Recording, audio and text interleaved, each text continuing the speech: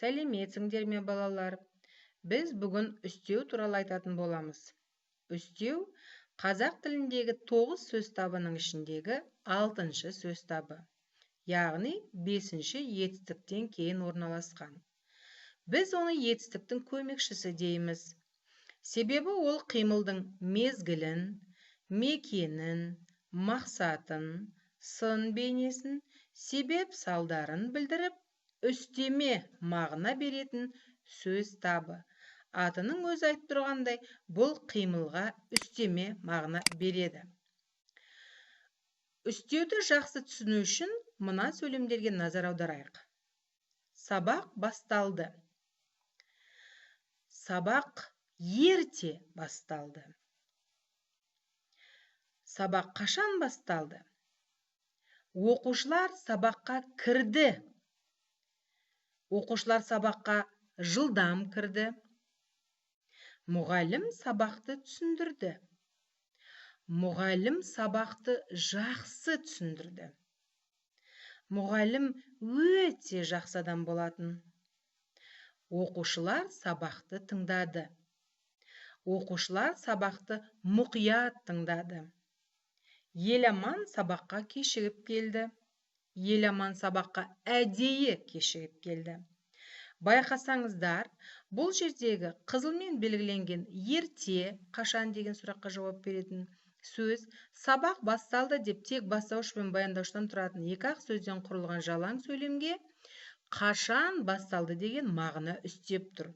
Яғни басталды деген қимыл әрекетті білдіретін сөздің алдында келіп, оның мезгілін білдіріп тұр.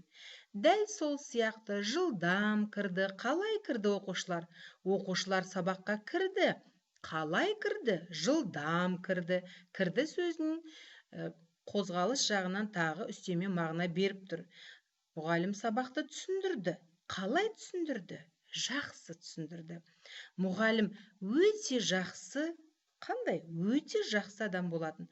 Міне осы жердегі жақсы сөзі мен мына сөйлемдегі жақсы сөздің екеуінің арасында ұқсастық пен айырмашылық бар. Ұқсастық несінде? Екеуінің де түрі бір. Жақсы жазылуы бір, айтылуы бір. Алайда екеуінің қызметі екі түрлі.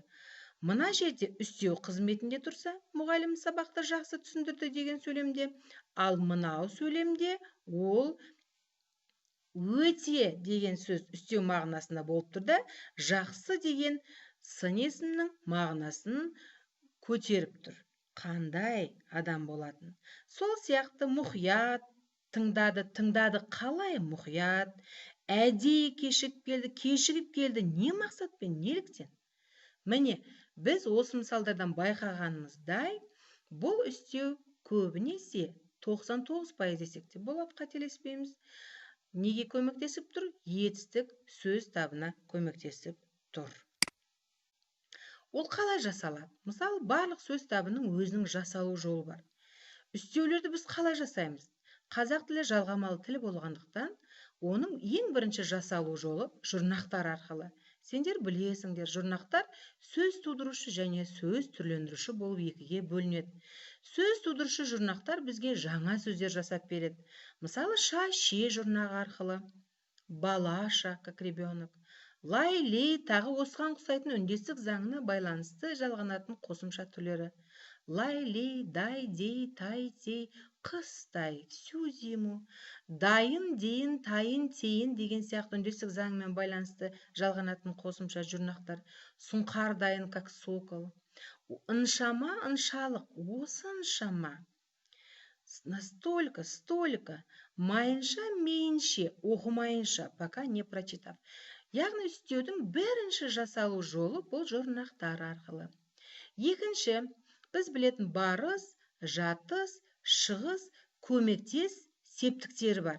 Міне осы септіктердің, мысалы, бар септігінің қа, ке, ға, ге, жат септігінің да, де, та, те, шығыс септігінің нан, нен, дан, ден, тан, тен, көмектес септігінің бар болған тек жіңішке түрде мен, бен, пен, үш жалғауы сөздің құрамына соншалықты сіңісіп кеткенінен ол көнеленіп бізге үстеуді жасап берген. Мысалы, біз босқа деп айтпаймыз, босқа деп айтамыз. зря впустую бекерге.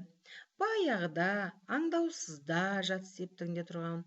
Мысалы үшін шетінен, шалқасынан. Енді осы үстеулердің бір қызығы, кейбір сөздердің мағынасы өзі тіркескен етістіктермен байланысты болады. Мысалы, шалқасынан ашылды, дверь открылась настежь. Көмектес септігі кезекпен по очереди по порядку.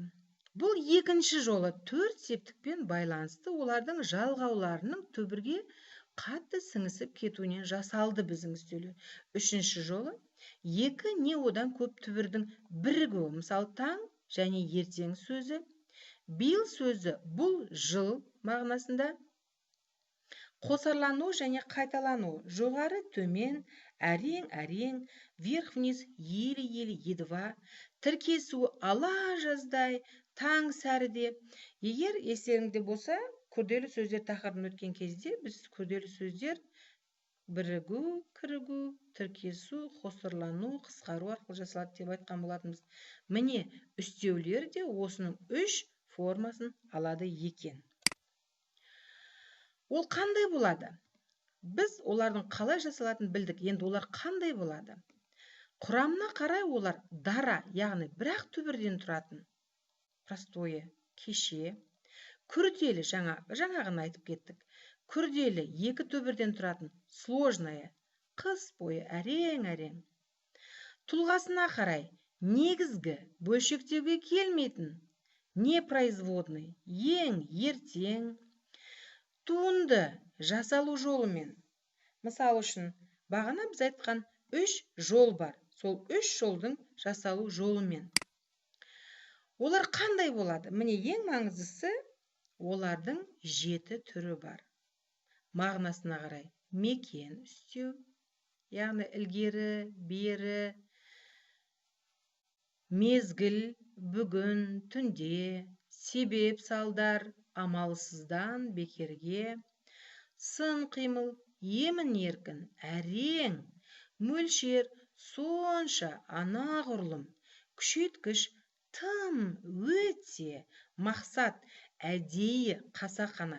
Балалар, егер байқасаңдар, бұлардың да әрқайсының өзінің сөйлемде кездесу жағдайына қарай өзіндік екпін үндестігі бар екен.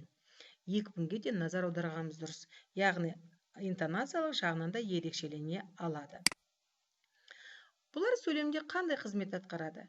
Жалпы үстеудің бір ерекшелігі ол баяндауыштың алдында келетін болғандықтан, яғни етістік баяндауыштың алдында келетін болғандықтан біз басында айтып кеттік, ол қимылдың мезгілін, мекенін, тағы басқа сын сипатын білдіреді деп. Оның басты қызметі пысықтауыш. Мысалы, кеше қар жауды. Одан кейін ол бастауыштың да қызметін атқарылады. Егер атау септігінде тұрып, зат есімнен болса, зат есім мағынасында болса, зат есім мағынасында қалай ол болып тұр, не деген сұраққа ауысып кетті ғой мына жерде. Сол үшін ол зат есім мағынасында болып тұр. Еріншектің ертеңі бітпес. Баяндауыш, талапты бала, талпынған құстай. Жалпы талапты баланың қасиетін салыстыру мағынасында құстай деген үстеуді баяндауыш қызметінде қолданып тұрмыз. Сұрағына байқасаңдар, теңеу болғандықтан қандай деп ауысып тұр. Анықтауыш, мынау тіпті ұнамсыз іс екен. Бұл енді тіпті деген сөздің жалғыз өзін алып сұрақ қойғанымша, ұнамсыз деген сөзбен бірге аламыз, себебі бұл ұнамсыз әрекеттің тіпті одан да артық ұнамсыз екендігін анықтап тұр. Толықтауыш, бүгінді қашанды ертең жеңеді. Бүгінді ертең жеңеді. Біз бұл сөзді қай кезде қолданамыз? Егер бүгін біздің жолымыз болмай, бір ісіміз орындалмай қалса, жарайды, бүгін болмаған іс ертең болар деген сияқты ойда қолданамыз. Жалпы бағдарлама бойынша үстеу туралы біз әр сыныпта қандай түрлерін өтеміз, бұл да сіздерге біліп алсаңыздар артық болмас деп ойлаймыз. Мысалы, 5-ші сыныпта біз мекен және мезгіл үстеулерді қолдана білуіміз керек. Яғни іс-қимылдың мекен, мезгілін білдіретін, етістікке көмектесетін үстеулерді, сын қимыл және мөлшер үстеулерді 6-ші сыныпта үйренуіміз керек. Мақсат, себеп, салдар үстеулерді 7-ші сыныпта үйренеміз. Күшейткіш үстеулер 8-ші сыныпта. Сонымен өзіміздің басында атап өткен 7 үстеу түріміз біз 8-ші сыныпта тәмамдаймыз. Алайда 9-ші сыныпта біз оның түрлерін қайталаймыз. Балалар, Осы бейне таныстырылымның ішіндегі бүкіл мағлұматтарды оқып, тағы бір қайталап танысып алыңдар. Одан кейін қосымша мынау сайтқа кіріп, жалпы істеу туралы қосымша мәлімет алуды ұсынамын. Тыңдағандарыңызға рахмет.